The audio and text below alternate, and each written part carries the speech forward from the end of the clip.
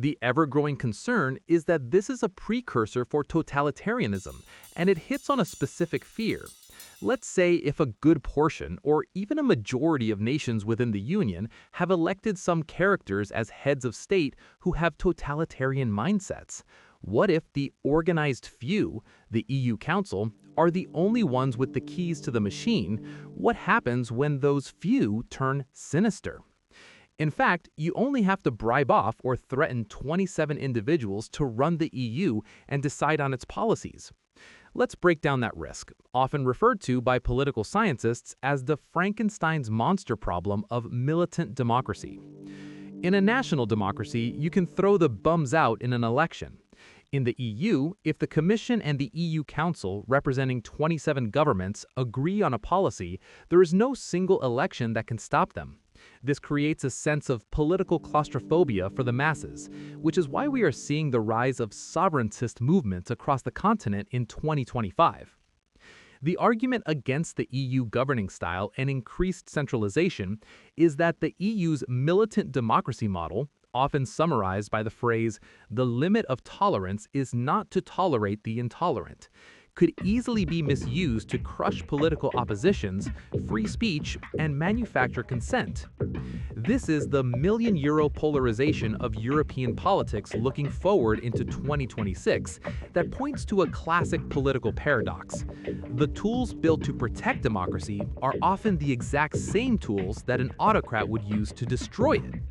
If the EU creates a powerful centralized machinery to suppress harmful speech and freeze the assets of enemies of the state, what happens if the sinister characters aren't the ones being suppressed, but the ones running the machinery? The last national referendums in the EU. In the early 2000s, the EU tried to move from being a trade union to a political entity by drafting a formal treaty establishing a constitution for Europe. However, this was not what the people of Europe wanted.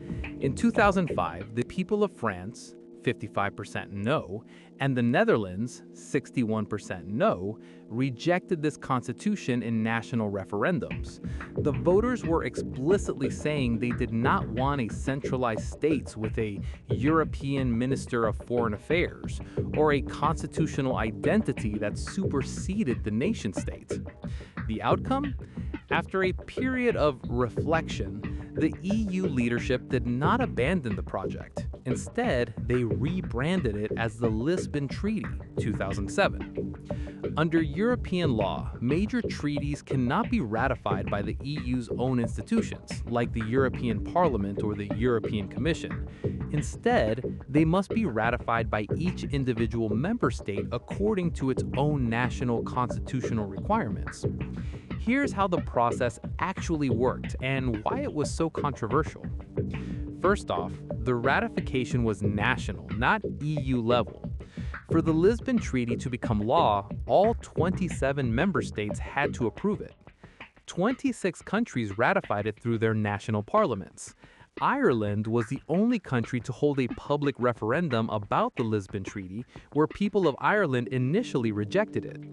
This was, however, not acceptable for the EU's ruling elite, so Ireland was forced to repeat the vote, where the Irish government managed to get approval in a second vote in 2009. In fact, this practice of repeating a referendum until a yes vote is achieved is one of the most cited criticisms of the EU's democratic process. This tactic has been used successfully on 3 major occasions involving 2 different countries. In each case, the pattern was identical.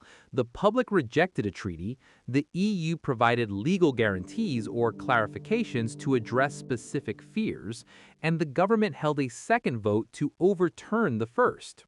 First case, Maastricht Treaty, Denmark, 1992. First vote, 49.3% no. Second vote, 1993, 56.7% yes. Second case, Treaty of Nice, Ireland, 2001. First vote, 53.9% no. Second vote, 2002, 62.9% yes. Third case, Lisbon Treaty, Ireland, 2008. First vote, 53.4% no. Second vote, 2009, 67.1% yes. The Lisbon Treaty was signed in 2007 and became effective in 2009.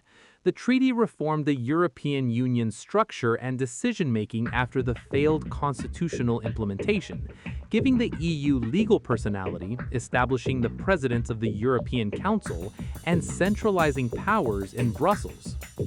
Valéry Giscard d'Estaing, the man who actually wrote the original constitution, famously admitted in an article for The Independent, October 2007, "The difference is one of approach rather than content.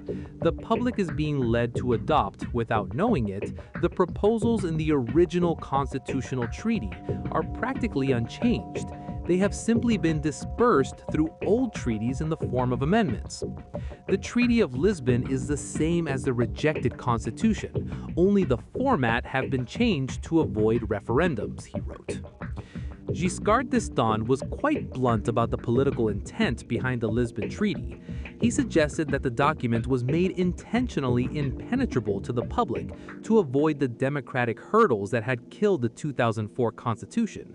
He further admitted that the decision to present the reforms as an amending treaty, the Lisbon Treaty, rather than a constitution, was a tactical choice to prevent voters from having a say. Now, this does not sound as a democratic process at all. In fact, quite the contrary. It is pointing towards a technocratic totalitarianism, or, as touched on earlier, the organized few having their way with the unorganized many.